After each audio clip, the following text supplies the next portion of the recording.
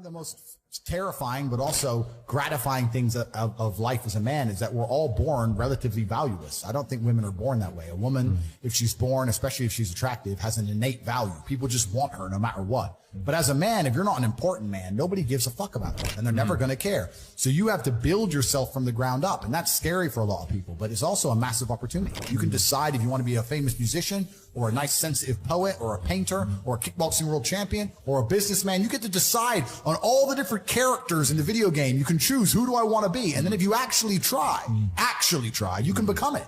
Isn't that amazing? You can wake up and go, you know what? I want to be this kind of guy. I knew who I wanted to be.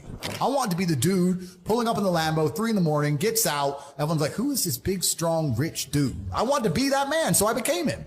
And if you don't want that, if you want to go be a musician and play guitar and get a bunch of chicks and chill in Bali and smoke weed, whatever, go, you can choose your character and build it. A lot of people don't have the ability to understand the compounding effect of doing the right thing time after time. Even if you start a new business and you don't know what, I guarantee if you're always on time, if you're a builder and you're always on time, take the basic shit. Just be on time. Yeah. Over time, you may think, oh, I'm just on time, no one notices. Trust me, across 10 years, that's the difference between being a successful builder and not being a successful builder. Stick to the absolute basics and do the right thing and know what you're supposed to do.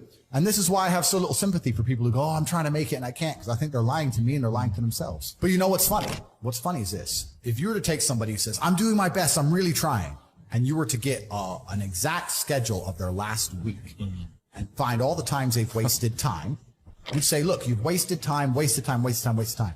You know what's actually amazing? Most of those people are not even self-reflective enough to go, you're right, I'm not trying my best. You know what they'd say? Well, I have to rest sometimes. Well, I have to have a social life. Well, they'd be so arrogant because they're arrogant. I had to do my Facebook. Yeah. No matter, you'd even show them, here's where you fucked up. Well, you know, I have to, oh, you're crazy. And then they go back to being a loser. A lazy person thinks he's working too hard, and a successful person thinks he isn't working hard enough. And we're doing 20 times the work they are. And we're like, oh, I could have done more, could have done this. Oh, I missed that today, can't miss that again. Oh, I should have taken that call. I should have flown there. I should have. That's, you know, we have guilt about it. They don't give a solitary fuck. And even if you pointed it out to them, they'd sit there and go, oh yeah, they'd make some excuse for it.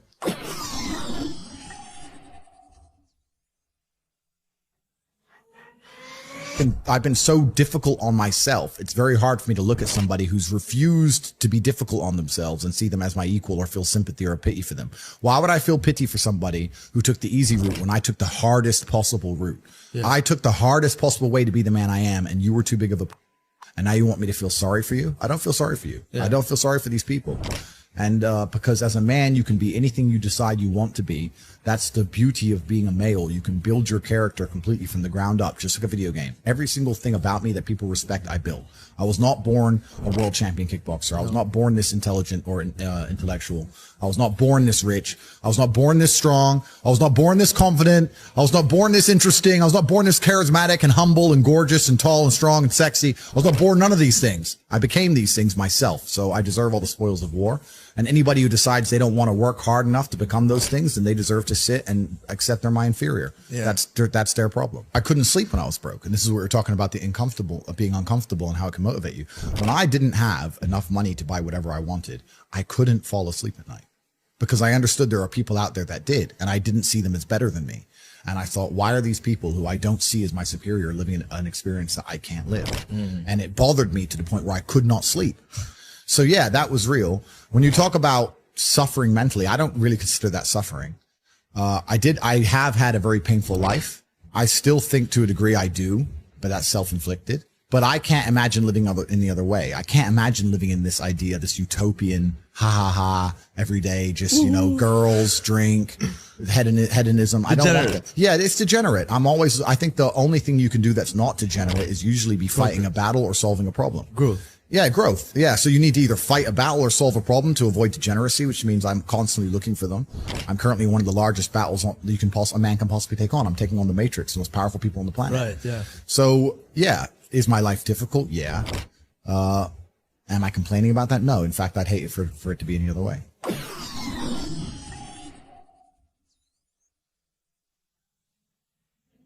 Anybody can be as rich as they want to be. That's the true thing about it. Then we talk about the 3 things that hold people back.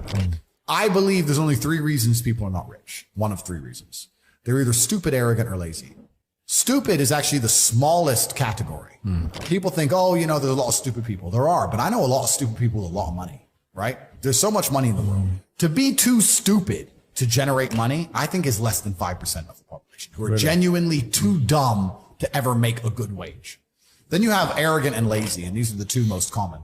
Lazy because people just, oh, you know, but I need time to myself. Oh, you know, but it's the evening. Or, you know, it's hyper competitive. There are people who do not need times to themselves. If you're going to be lazy in any regard, you have to understand there are people like me who are billionaires who work 18 hours a day. When I finish this, I get into my car and I open my laptop and I work on my way to my next appointment. And then I'm going to work all night till the day I go. When I go to sleep, I close my laptop and I'm asleep a minute later. I work. That's all I do. Lazy is a big problem because people go, oh, but I just want to relax. If you just want to relax, that's fine. But you're competing against people who just don't want to relax and you're going to lose. The main reason people are not rich is because they are arrogant.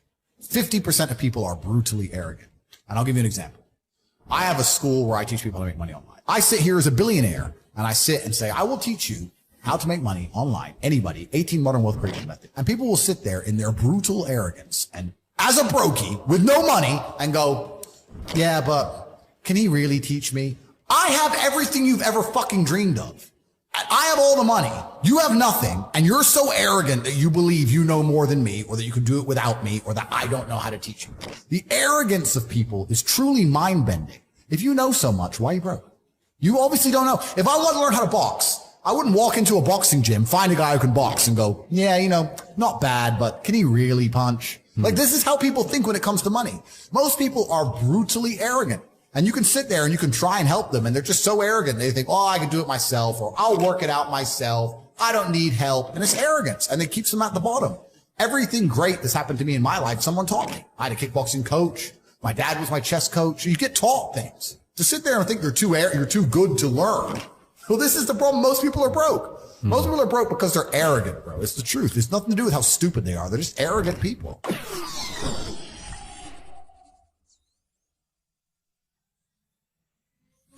I knew a guy who wanted to be a musician and I'd meet him and say, how are things going? He'd go, bro, nearly finished my song and finished my album and we're going to make a lot of money. I was like, cool.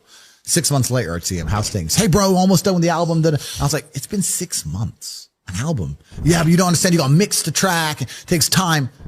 Mixing a track. Okay, we have computers. What, 10 minutes? Okay. Two days. It's been 6 months, bro. Like, and I sit to him and say, it can't take this long. You're just smoking weed. You're not working. And he's like, no, you don't know. So I thought, okay, I'll make a track. So I made a song. I wrote some lyrics and hit a guy up, got a beat, got a mic. I know I'm not talented. Yeah. Talked, blah, blah, blah. I made a song in 2.5 hours. And I started releasing these songs I made in 2 hours. And it was just to spite that guy, just to teach him a lesson about how speed works. It's funny because obviously not because of my musical talents, but because of my influence everywhere else. I got millions of views on my videos. Yeah. So I beat him. Yeah. So it's like, how many views you got? Yeah. 0. And it's not because the songs are good, not because I think I'm a musical genius, but because I'm Tate. But, yeah, they're like an hour, 2 hours. I threw them together and it was just a lesson in speed to make sure that I wasn't making any mistakes. And he was telling me it genuinely took months. I knew he was wrong, but the only way you truly know is to do. So it's like, this has to be a lie. So I made a song in 2 hours. I made a video in 3 hours and boom, boom. From 9 a.m. till 1 p.m. Bang, millions of views, done. And he's still talking about his album. He's probably still talking about it today. It probably doesn't even exist. Comes out tomorrow. Yeah, be ready. It's coming. Yeah.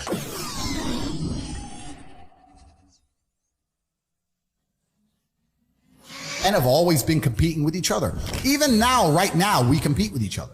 I don't buy Ferraris to drive fast. I do sometimes, but if I'm in London traffic, it's not to go quick. No. It's to show everyone else I'm richer than them. That's what it is. It's a never-ending competition. I don't wear a big diamond Patek with fucking $500,000 to tell the time. I tell the time on my phone. I do it because I'm loaded.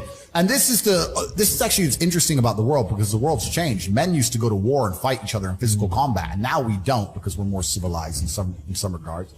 Violence is still the bottom line of society, but we try and avoid it. Men are constantly doing combat by showing each other how we can move world with money.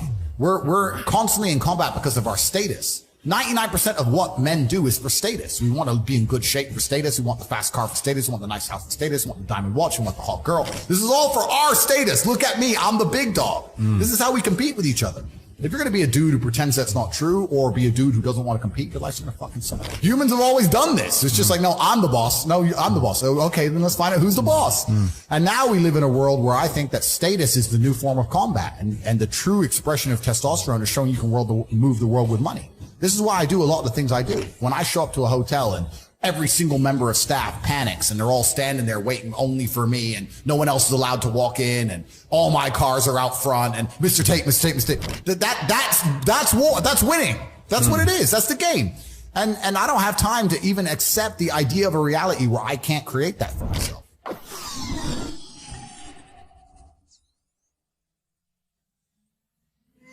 I've never taken a drug in my life. I've never tried cocaine in my life. I've never tried weed in my life, ever. Wow. I drink a lot of coffee. I smoke cigars, bit of vodka, but I've never tried a narcotic in my life. Wow. So God has given me an endless source of power. And when people come to me and say, oh, this happened, I'm really sad, or my heart broke, or this bad thing happened to me, I say, good. Thank the Lord that he's given you this endless source of motivation. You're wasting it. Yeah. That's your problem, but it's been given to you. Nitrous oxide has been given to you. You just have to use it in the correct way. So I'm the luckiest man in the world because all the bad things that happened to me have given me all the building blocks to become the most fantastic man on the face of the planet. Well, shisha's tobacco. Yeah. Cigars are tobacco. Right. It's a plant. We basically kind of know what it is. Yeah. I don't smoke weed at all, but I kind of get it. It's a plant, whatever. Yeah. Right. The reason I don't touch any narcotics at all is because firstly, I was a professional athlete and my blood was tested. Okay. I'm now 35 years old without ever having tried a drug ever. Is there any point in starting now? No. Like I've lived my whole life without ever trying these things. Why start now? Yeah. Also, when I look at some of the most degenerate, stupid, ridiculous people on the planet, they're all drug users. They all use drugs. It's not very often I meet a man who's completely head to toe, has his life in order, and he likes drugs. A lot of rich people take cocaine. Yes. And I do know them and some of them, but I still think they'd be better without cocaine. You know, that's just genuinely a vice. But if you go to a festival full of brokies, full of peasants and peons, full of people who don't try very hard at life, and they sit there and they idolize these false idols given to them by the Matrix, and they stand in a crowd full of millions of other people like an insignificant peasant and jump up and down, wow, Diplo, wow, whoever. Yeah, just complete peasant mindset. If you look at these people and say, do you like drugs? Guess what they say? I love it. Oh, yeah. So I don't want to go anywhere near the peasantry, right? Yeah. So, cause that's what it is. It's disgusting and it's peasantry. So that's why I don't take drugs. And, the reason I don't like vape is because I don't think that vape is even remotely natural, because a tobacco is a plant. Okay, cool. But if you manage to put chemicals inside of a little container that tastes like blueberry ice, yeah. What even is blueberry ice? Yeah. It's not even a flavor. It's just words. Yeah. And then you taste it and you go, that does taste like blueberry ice. Yeah. How did they pull that off? Yeah. I can't believe it's possibly good for me. Add in the price that it cost. Add in the fact that it costs $1. Yeah. And comes deep from the heart of China. Like you think they give a shit about the West just puffing away on this petrochemical? They don't care. They're happy. Yeah. So if you're going to smoke, at least smoke something, it was grown. Yeah. Well, the reason I smoke is not because I'm addicted, because I have an iron mind and I can blink and cure my brain and stop smoking completely. In fact, there's certain places I go to in the world where I don't smoke for months at a time. I'm not addicted to anything. The reason I smoke is because nicotine is good for your testosterone level. Okay. That's the reason I smoke. I smoke because I like the drug of nicotine, because nicotine is actually positive. The reason I drink coffee is not because I'm addicted, because caffeine is a miracle drug. Yeah. Caffeine is good for your heart. Caffeine's a miracle. Yeah. I drink endless coffee. And of course the Matrix will come along and say, too much coffee is bad for you. Too much meat's bad for you. They say anything to make you weak and stupid. Yeah. Caffeine, people don't understand that coffee changed the world. Before coffee and caffeine, we were we were living our lives in rhythm with the sun. We got up when the sun came up, we went down when the sun came down. We didn't go against it. We didn't go against it very much. With the Industrial Revolution and caffeine, the introduction of caffeine, we now had night shifts. We now had double shifts. Think about this. If a job introduces a coffee break, if a company says, stop working and drink this coffee, that's because the coffee you have is worth the time they let you not work, because you make up for it plus some. That's how powerful it is. And what's actually interesting about me is when I think back, my entire reality is caffeinated. I haven't been awake without caffeine in years. Yeah. I drink coffee every single day. So I thought about this and I thought, maybe life's better without caffeine. So I took a week off of coffee. Yeah. It's just mind-bending to me that people are walking through this world without understanding a very simple life hack. If I wake up and I want to learn how to bake cupcakes, my instant reaction is, who can bake cupcakes? Let me go talk to the person who can bake cupcakes. It's easy, really, isn't it? It's easy. It can be pretty simple. It's a shortcut, isn't it? It's a shortcut. So I want to make money. Well, who makes a bunch of money and who's telling people how to make money? Well, let me go listen to them. Let me get closer to them. But people just have this arrogance inside of them. They don't want to. And I think a lot of the problem with people, especially in the world today, is they misunderstand the difference between a dream and a plan. And nothing good in your life is ever going to happen by accident. If you see a guy in fantastic shape, you don't say, how'd you get in great shape? And he goes, it just happened. Oops, I just fell. No, he ate a specific way. He trained a specific time. He did specific things for a specific outcome. And it's the same with finances. And most people who are broke, if you say, do you want to be rich? Yeah, I want to be rich. How are you going to get rich? One day, I'll win the lottery. Yeah, dumb shit. You have no plan. You have no plan whatsoever. No actionable steps. No, you're not doing things daily. You're just hoping some point in the future God's going to just dump it on your doorstep. Guess what? It ain't going to fucking happen. And unless you have a plan, a specific plan. I had a plan. Everything was like, okay, today we have to do day after day after day until you get there. And this is what most people don't have because they're too arrogant or too lazy. I don't think it's stupid. I think most people, if you laid out a plan and they tried their very best and they were willing to learn, could do it. I don't think people are too stupid to make money. They're just too lazy or too arrogant to make money. That's the problem with people.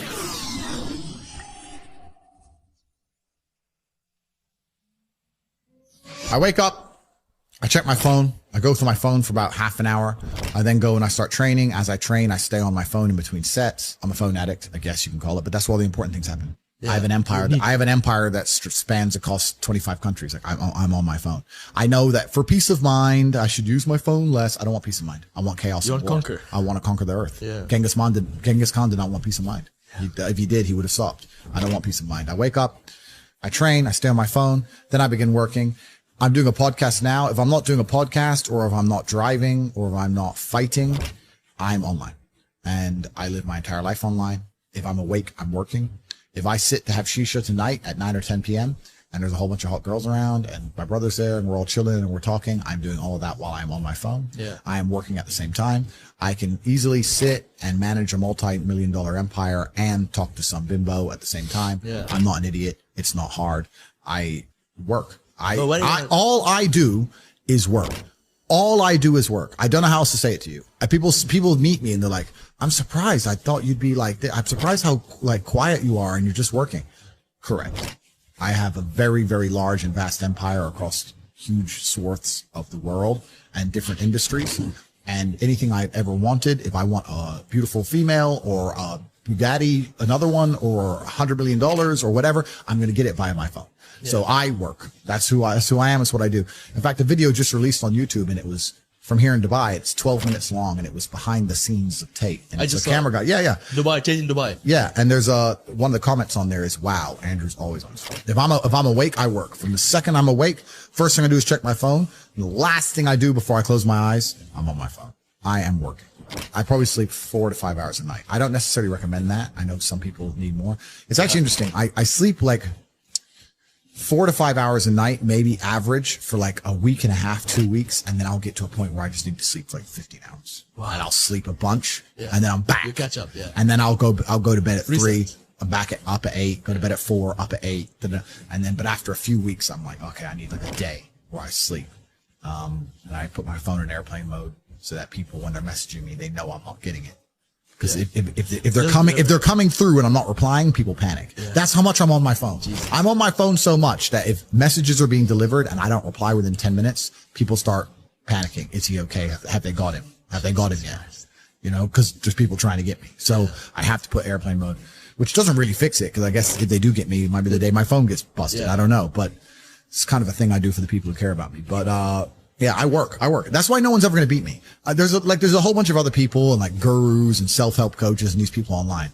None of them have been through the things I've been through. Most of them are still kids. I don't even know how old you are. And I state I'm 20. Okay. 20. Perfect. So I state this with absolute respect. You don't know shit about life till you're 30. You just don't. You haven't lived enough. Yeah. You can be smart, but you can't be wise. Yeah. Anybody who's taking advice from a 25-year-old on the internet, you're a dummy. Because at 25, I was stupid. That's why I'm not giving you advice. I'm interviewing you. Correct. But at 25, I was dumb. Yeah. And I'm the smartest man on the planet. So like if you're sitting here and you're watching some guy's videos and just Google his age, don't listen to none of these people, right? They can have opinions. They can be entertaining.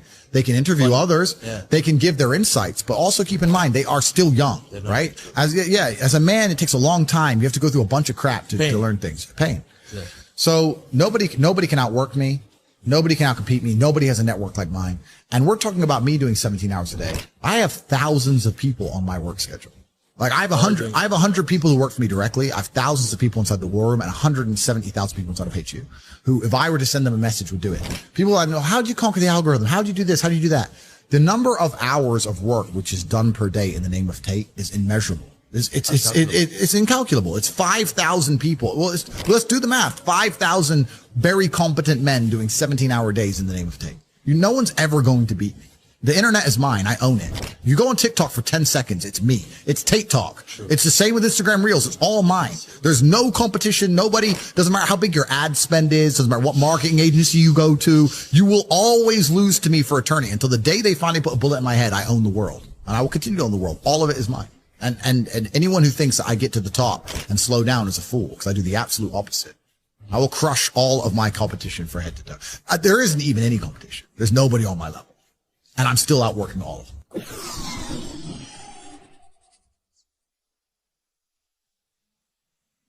I don't want to stop working. I don't want a holiday. I don't want to relax. Is this relaxing? I'm going to try and relax for the first time in my life. We'll do this here live in the podcast. Ready? Yeah. Ready?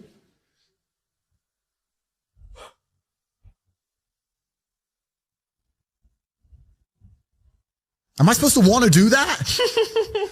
What was that? What was it? Like, what, is that it? Is that the dream? Doing nothing. Is that the goal? Like, and if I'm not on my phone, my brain is preoccupied and anxious about what's happening on my phone. So it's better to just be on it. Like, I don't want to relax. I don't want to stop. Ain't no rest for the weekend. No, I don't want to stop. That's why nobody will ever beat me, because all these other people, they want to take time out of their life. They're working to relax. They're working to relax, or they want to go on a date with that. I'm at the point now where I'd look at a beautiful woman and go, I can go on a date with her and she's absolutely gorgeous and perhaps we'll fall in love and it'll be great. But you know what? I'd rather work. I don't want to be off my phone. Yeah. I don't want to date girls. I just want to conquer the earth. I don't care about anything else.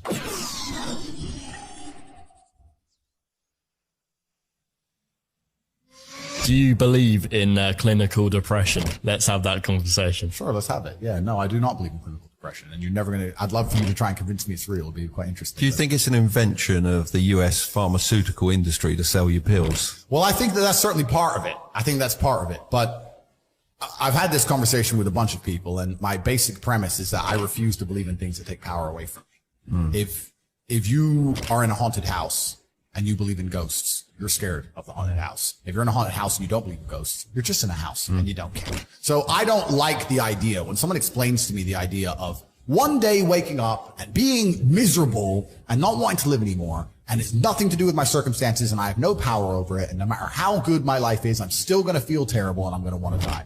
That's not an idea I subscribe to. Feeling depressed is real. Yeah. Depression as a disease, I do not subscribe to.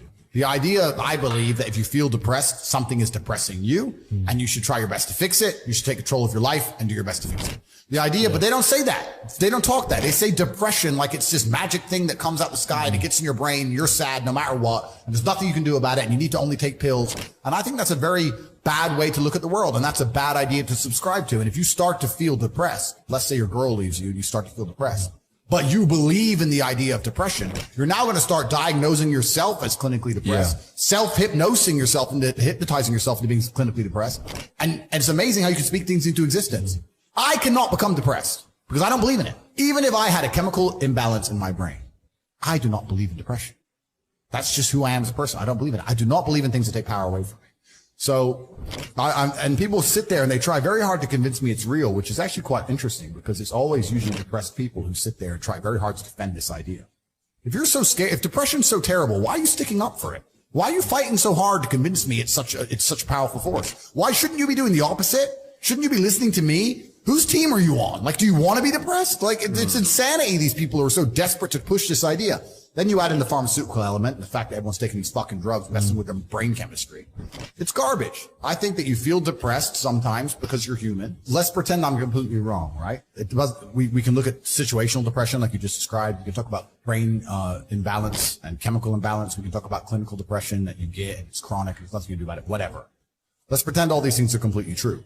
The best option, the best thing to do is still to get up, be an adult, control your emotions, be stoic, and do the things you're supposed to do day after day. Laying in bed and doing nothing is never going to be the best option. The best option is still to go to the gym, to work hard, to run your business, to be successful. So it doesn't matter. We're talking about the different positions on the chessboard. But if the rules of the game remain the same, regardless of the position you're still trying to win, you still have to do the same things. So does it even matter at this point? If you come along and say he's depressed because of X and he's depressed because of Y and he's depressed because of Z, and the answer to all of them is still the same thing, then I don't give a fuck why you're depressed. All I know, what I will say as a matter of fact, is this world is hyper competitive, especially as a man. Most men are walking through life and they don't realize that it's constant competition. I was driving here. Even as I was driving here, I was looking out the window and all these people just walking around. One of them had a fucking croissant. One of them was dressed like a dickhead because it's London. You can see he fucking looks cool. Looks like a fucking moron. We've all seen them. Yep, moron. Some of the dude just talking shit on the phone. Some of the guy with headphones in, waiting to be fucking murdered, wouldn't even hear it coming. And all these NPCs, I'm just looking at them going, do they realize they're in endless, constant competition? There are people like me out here. I will destroy, you could get all 30 of them in a room and I will sit by myself and absolutely annihilate them in any single metric. And they're just sitting there just fucking floundering and wandering through life unaware of how competitive the world is. If the world is truly that competitive, you do not have time to be depressed because it's a non-competitive mind state. You could be depressed for X, Y, Z, whatever. I'm not depressed. And I want the money you want, and I want the girl you want, and I want the status you want, and the car you want, and the house you want. And I'm going to get it, and you're fucking not.